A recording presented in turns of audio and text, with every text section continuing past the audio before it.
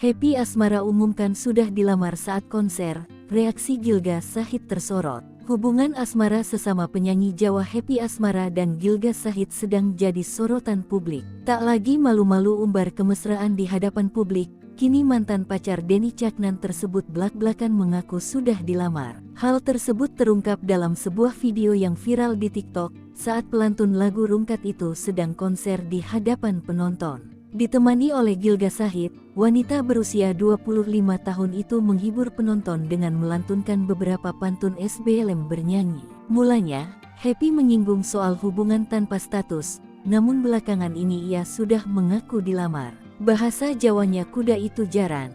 Dulu atan gak kerasa sekarang aku sudah lamaran, ucap Happy Asmara, dikutip dalam TikTok Gilga Shahid Megel, Minggu tanggal 24 Maret tahun 2024. Meski tak menyebutkan nama Gilga Shahid, namun wajah salah tingkah pelantun lagu Nemu itu menjadi sorotan publik. Sontak, pantun dari wanita berusia 25 tahun tersebut membuat Gilga hingga penonton heboh.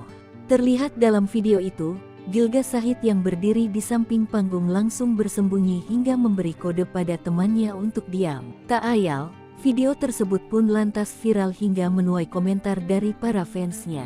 Meskipun belum diketahui kebenarannya, tak sedikit publik yang ikut bersyukur kedua idolanya benar-benar berlabuh.